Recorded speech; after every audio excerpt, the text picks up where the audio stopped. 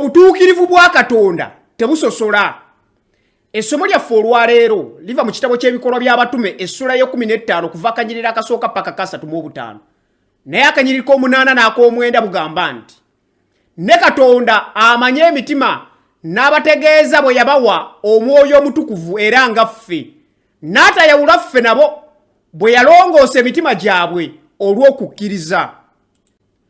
Pawulo ne Balunabba bwe baali mu Antiyokiya, abasajja abamu okuva e Buyudaaya ne bayigiriza abooluganda nti bwe bataabakomolenga ng'empisa ya Musa bw'eri tebayinza kulokoka. Era eno enjigiriza yaviirako Pawulo ne Balunabba okugenda e Yerusaalemi okulaba abatume b'ekkanisa n'abakadde. Nga bamaze okutegeera ensonga eno ne basalawo nti enjigiriza ey'abamawanga okusooka okukomolebwanga okufuna obulokozi, ekyo kibeera kuteeka kikoligo mu bulago bwabwe era n'okukema Katonda. Akanyiriri k'omusanvu paka ke11 bwe bugamba.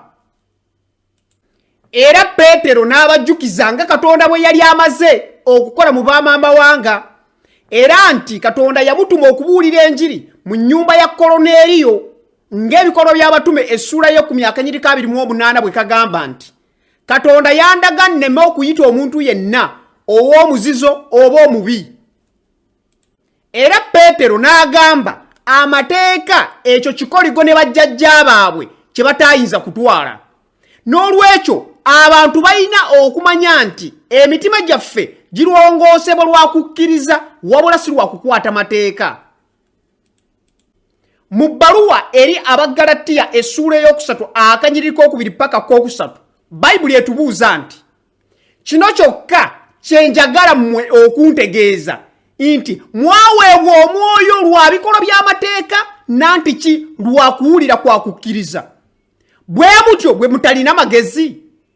Abaasookera mu mwoyo kaakati mutuukirizibwa mu mubiri. Tegeera kino olwaleero nti amateeka ke kabonero akatulaga nti twetaaga omununuzi okuva ku mateeka. Era ffenna tulina okumanya nti waliwo omununuzi omu yekka. Mwoyo amateeka gonna mwe gaatuukirizibwa.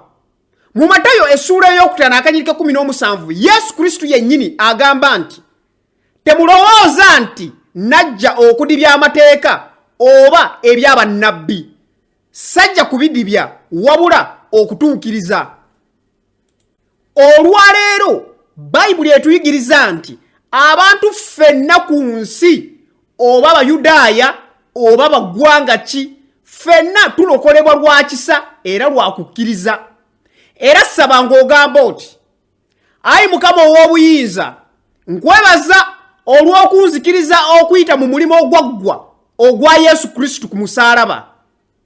Amiina.